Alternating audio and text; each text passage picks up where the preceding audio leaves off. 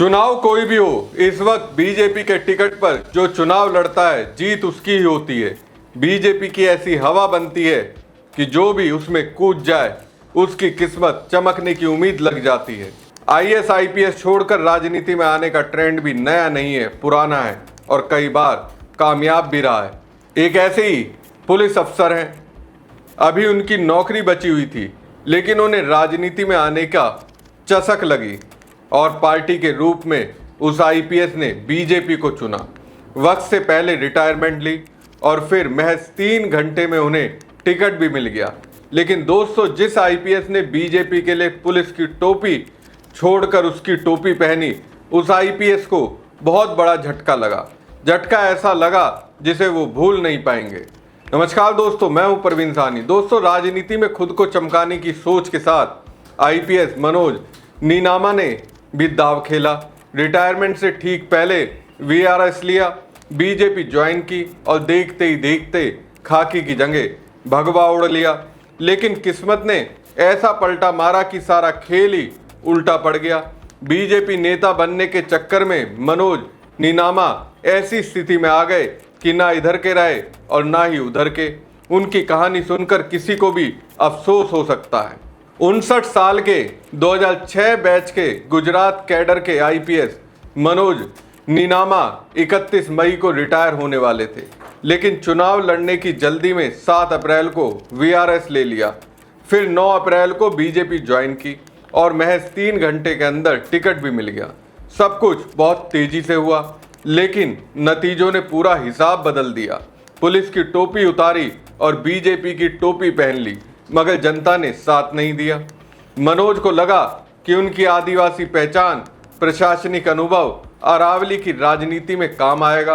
वो चाहते थे कि अपने 42 साल के अनुभव से सिस्टम और आम लोगों के बीच की दूरी कम करें। इसी सोच के साथ अरावली की ओध सीट से मैदान में उतरे। कभी लोग उनसे डरते थे, आज वही मनोज नीनामा लोगों के सामने हाथ जोड़कर वोट मांग रहे थे। लेकिन चुनाव ने उन्हें सिखा दिया कि अफसर बनकर काम करना और जनता का भरोसा जीतना दोनों बिल्कुल अलग चीजें हैं। बीजेपी ने तो निकाय चुनाव जीत लिया, लेकिन मनोज खुद चुनाव हार गए। दोस्तों, गुजरात में बीजेपी ने 34 में से 33 जिला पंचायतों पर भी जीत दर्ज की है। वहीं जिला पंचायतों के चुनावों में बीजेपी के हाथ से केवल नर्मदा जिला हाथ से निकला। यहां आम आदमी पार्टी ने 22 में से 15 सीटों पर कब्जा किया। गुजरात में 26 अप्रैल को हुए निकाय चुनाव में आपने 350 से अधिक सीटों पर जीत हासिल की। पार्टी ने वर्ष 2021 के स्थानीय निकाय चुनाव में 69 सीटों पर जीत दर्ज की थी। आपके गुजरात प्रभारी गोपाल राय ने दावा किया कि जिन क्षेत्रों में आम आदमी पार्टी ने बीजेपी के खिलाफ सीधे चुनाव लड़ा, वहां पार्टी दूसरी सबसे बड़ी पार्टी बनकर उभरी, जबकि कांग्रेस तीसरे स्थान पर रही। उन्होंने आरोप लगाया कि चुनाव के दौरान पार्टी कार्यकर्ताओं पर दबाव डाला गया और कई मामलों में उनके खिलाफ मामले दर्ज किए गए। इसके बावजूद उम्मीदवारों ने मजबूती से चुनाव लड़ा। बहरहाल बीजेपी मनोज नीनामा को अरावली जिले के शामलाजी तालुका की ओड सीट से जिला पंचायती का चुनाव लड़ा रही थी। उन्हें कांग्रेस के स्थानीय दिग्गज सुरेश नीनामा ने 2744 वोटों से हराया। सुरेश नीनामा कराचा समूह पंचायत से 3 बार सरपंच चुने जा चुके हैं। उनकी पहचान अरावली क्षेत्र के प्रभावशाली कांग्रेस नेताओं की है। जिला पंचायत चुनाव में मिली हार के बाद अब तक मनोज की कोई प्रतिक्रिया सामने नहीं आई है। इससे पहले इंडियन एक्सप्रेस से बातचीत में उन्होंने बताया कि राजनीति में आने की प्रेरणा उन्हें अपने करीबी दोस्त पूनम चंद से मिली थी। पूनम चंद भी एक आईपीएस अधिकारी रहे। वो भिलोड़ा विधानसभा सीट से विधायक हैं और राज्य सरकार में जनजातीय विकास, खाद्य एवं नागरिक आपूर्ति और उपभोक्ता मामलों के मंत्री हैं। बीजेपी में शामिल होने के सवाल पर मनोज ने बताया था कि वो राष्ट्रवाद और विकास की विचारधारा और पार्टी के अनुशासन से प्रभावित हुए हैं। उन्होंने बताया, अनुशासन हमेशा से मेरे जीवन का हिस्सा रहा है। बीजेपी भी एक अनुशासित पार्टी है। मुझे बीजेपी पसंद आई क्योंकि ये मेरे व्यक्तिगत मूल्यों के हिसाब से ही चलती है। राष्ट्रवाद और विकास की विचारधारा और प्रधानमंत्री नरेंद्र मोदी का विजन मुझे प्रभावित करता है। अब भले ही जिस मकसद से वो राजनीति में आए, लेकिन वहां लोगों ने उनके मकसद को कबूल नहीं किया। दोस्तों, हर खबर के पीछे एक इंसान की कहानी होती है। मनोज नीनामा की कहानी भी संघर्ष से भरी है। बचपन में 8 किलोमीटर पैदल चलकर स्कूल जाते थे। अरावली की उसी मिट्टी से निकले जहां बाद में वोट मांगने पहुंचे।